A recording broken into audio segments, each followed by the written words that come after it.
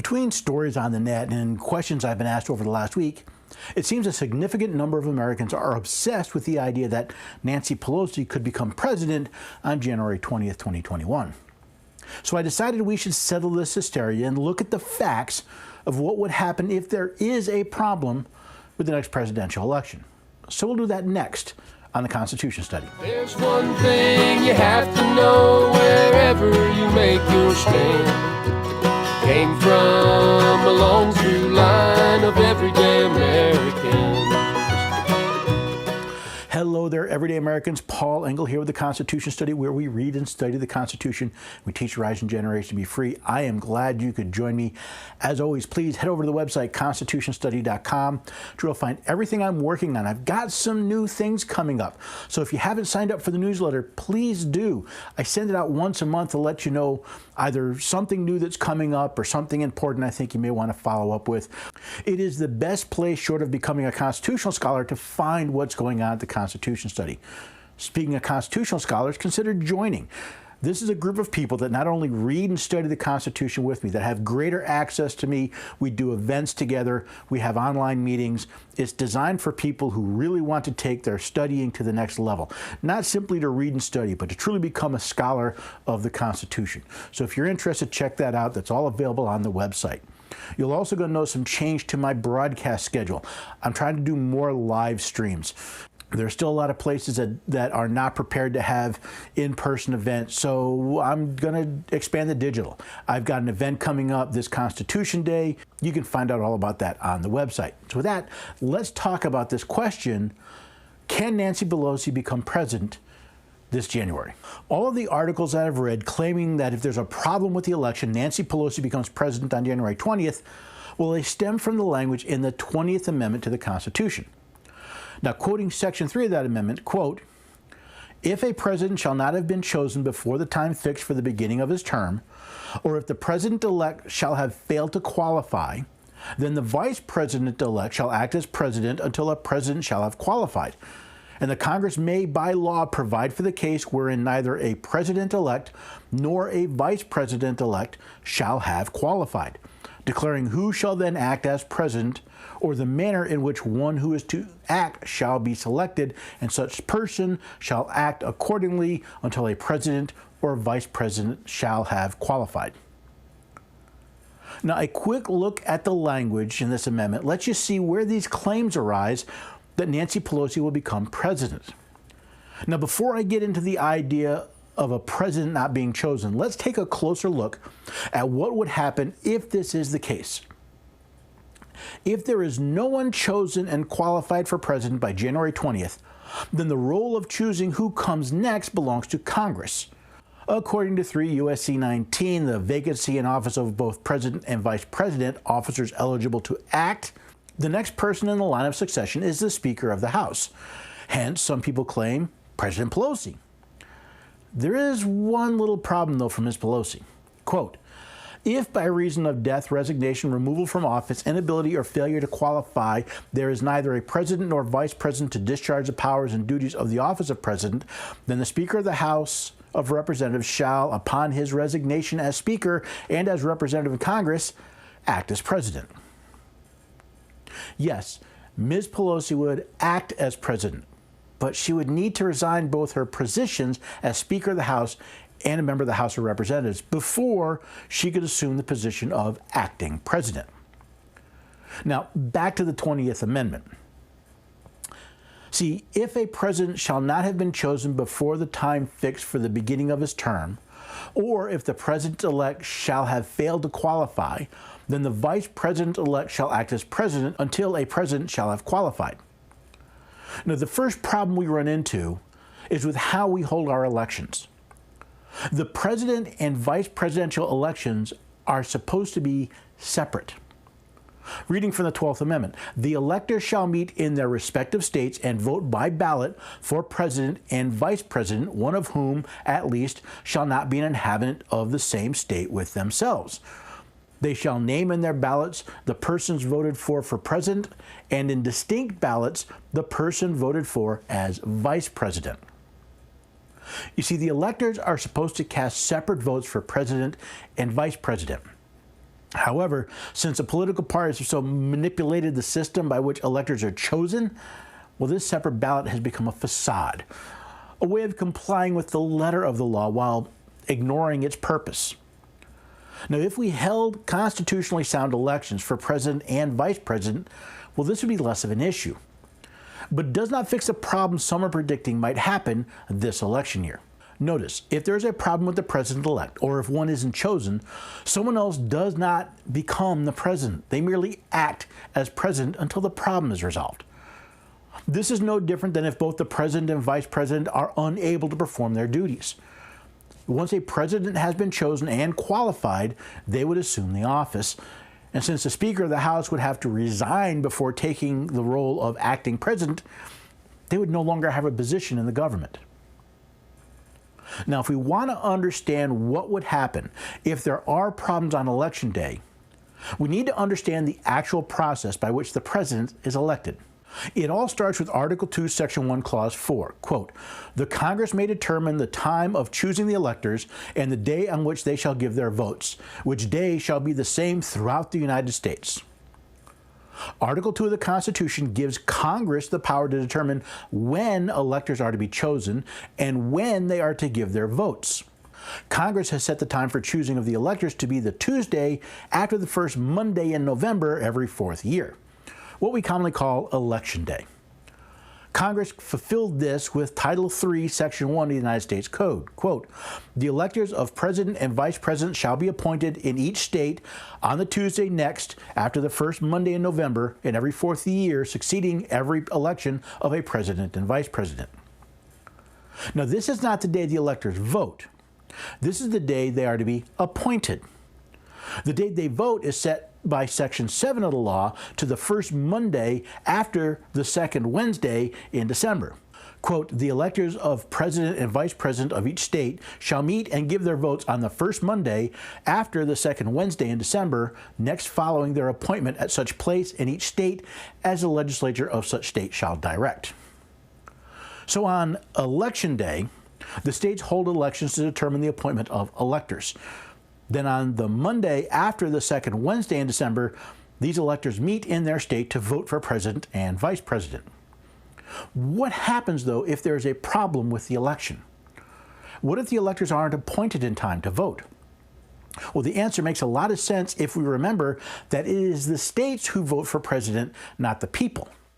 From Section 2 of the law, we read, "Whenever any state has held an election for the purpose of choosing electors and has failed to make a choice on the day prescribed by law, the electors may be appointed on a subsequent day in such a manner as the legislature of such state may direct." So if your state has a problem with the election of electors, your legislature should already have a process for appointing them before they are required to vote for president and vice president. What happens if the vote is contested? I mean, after all, one of the major reasons people are concerned comes from the lack of trust in this mail-in voting. Again, we need to remember that it is the states voting for president. From Section 2, quote, "If any state shall have provided by laws enacted prior to the day fixed for the appointment of the electors for its final determination of any controversy or contest concerning the appointment of all or any of the electors of such state by judicial or other methods or procedures, and such determination shall have been made at least 6 days before the time fixed for the meeting of the electors, such determination made pursuant to such law so existing on said day, and made at least 6 days prior to the same said time of meeting of the electors, shall be conclusive and shall govern in the counting of the electoral votes as provided in the Constitution and hereinafter regulated, so far as the ascertainment of the electors appointed by such state is concerned." I know, legalese. Your state should have laws about how to deal with issues with appointing electors. As long as those processes are followed and completed at least 6 days before the electors are to meet, your state's laws resolve any problems or any issues that may come up. Now, what about problems with the electors' vote? I mean, there are two potential ways the votes of a state's electors are not counted. First, the state can fail to send their certificate of votes to the Senate from the 12th Amendment, and they shall make distinct lists of all persons voted for as president and of all persons voted for as vice president, and of the number of votes for each, which list they shall sign and certify and transmit sealed to the seat of the government of the United States, directed to the President of the Senate. Now, federal law, again, 3 U.S.C. Section 9, requires certificates to be sent to the President of the Senate, the Secretary of the State, the Archivist of the United States, and the judge over the district where the elector is assembled. However, the Constitution only requires that the certificate be sent to the President of the Senate. The second way the elector's votes cannot be counted is if they are challenged by both a member of the House and Senate, and only when the certificates are unsealed and read. According to Section 15, upon such reading of any such certificate or paper, the President of the Senate shall call for objections, if any. Every objection shall be made in writing, and shall state clearly and concisely and without argument the ground thereof, and shall be signed by at least one senator and one member of the House of Representatives before the same shall be received. See, there's a problem with this method of challenging the votes of electors, though. Nothing in the Constitution gives Congress the authority to judge the vote of an elector, to judge the appointment of an elector. Congress only has the authority to judge the elections of its own members. Quote, each house shall be the judge of the elections, returns, and qualifications of its own members. That's Article 1, Section 5, Clause 1 of the Constitution. Since there is no legal authority delegated to Congress to judge the election of the president, this part of 3 U.S.C. 15, it's unconstitutional. Therefore, it's illegal and void. Now, what would happen if a significant number of electors were not appointed in time to cast their votes? Well, the answer comes from the Amendment 12 of the Constitution itself. Quote, the person having the greatest number of votes for president shall be president, if such number be a majority of the whole number of electors appointed. And if no person have such a majority, then from the persons having the highest number not exceeding 3 on the list of those voted for as president, the House of Representatives shall choose immediately by ballot the president. The Constitution states that the person gaining a majority of the votes for president shall be the president. The same is true for the vice president. Not the majority of electors, but the majority of electors appointed. If no one receives a majority of the votes, the decision of who will become president devolves to the House of Representatives. Now, before you run screaming either in joy or in panic, there is one little catch to this process. Again, from the 12th Amendment. But in choosing the president, the vote shall be taken by states, the representation from each state having one vote. A quorum for this purpose shall consist of a member or members from 2/3 of the states, and a majority of all the states shall be necessary to a choice. In the case where the choice for president devolves to the House of Representatives, each state gets one and only one vote. And they keep voting until someone gets a majority of the states to vote for them. Now, if a state does not submit their certificate, they don't get their vote. This is nothing too new. In fact, the withholding of electoral votes has impacted presidential elections several times in our history. I don't have time to go into that here, though. But what does all this mean? Is it possible for Nancy Pelosi to become acting president on January 20th? Technically, yes. If none of the states submit their certificates to the Senate by January 6th, there will be no votes and therefore no majority for someone to win.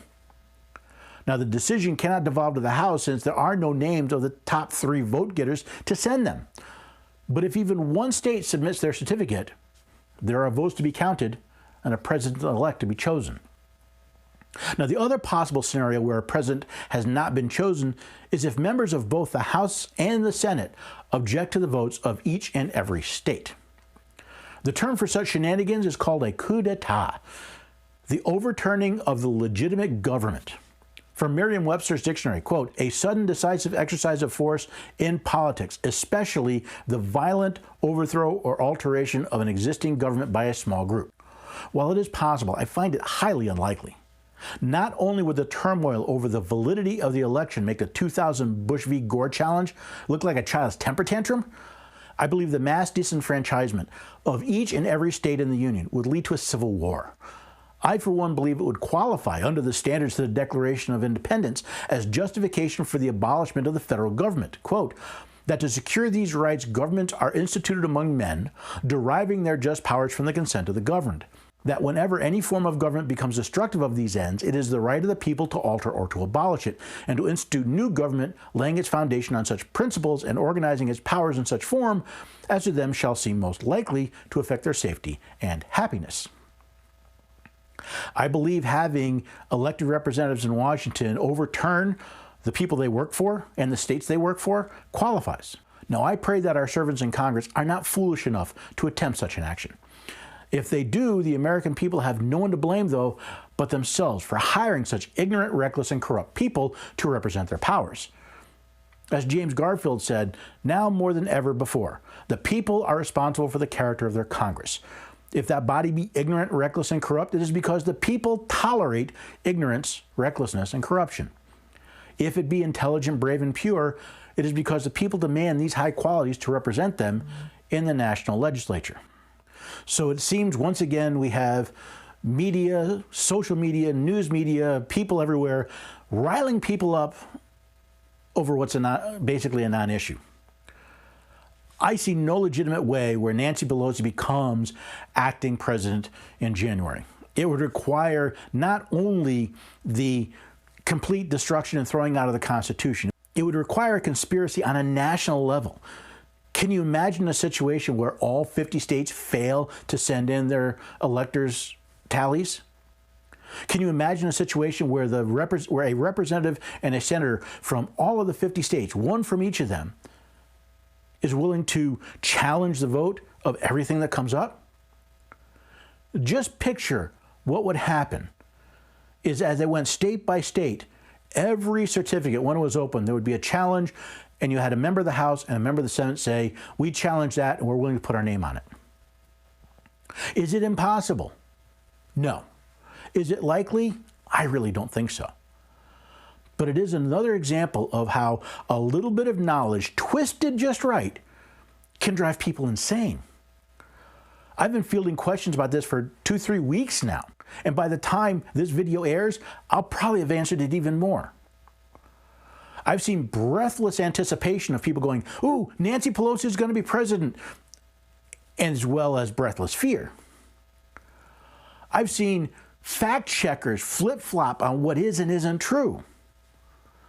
That's because we, the people, have stopped paying attention to the original documents. We are gullible. We are swallowing everything someone says. We need to take that information and we need to double check it. Now, if you're not sure, if this video and the associated article are not enough to convince you, let me know. Put it in the comments. Go to the website, ask a question. Let me know if there's not enough information here. But I think I've laid it out pretty well that Nancy Pelosi stands about a snowball's chance, and you know where, of acting as president come January. Does that mean we shouldn't care about mail-in voting and all the other shenanigans going on? Oh no, we should be very concerned.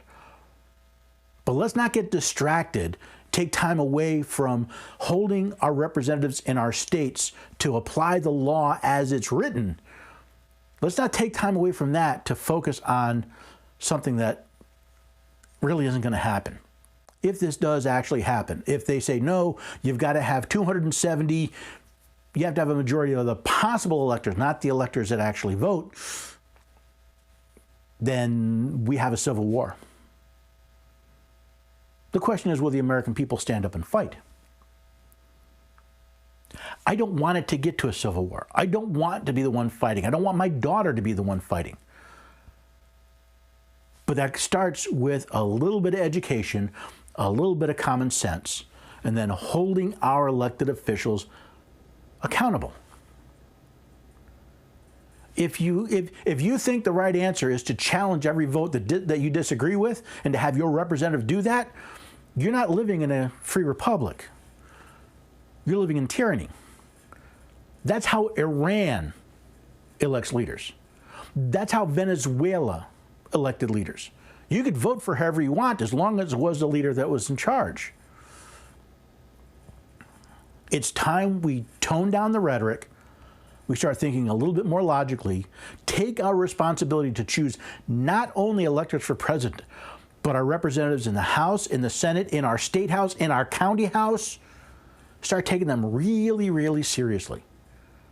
because the American Republic and the liberty that it protects is slipping away, and the American people, some of them are letting it happen, some of them are encouraging it to happen, and it seems way too few are fighting against it happening.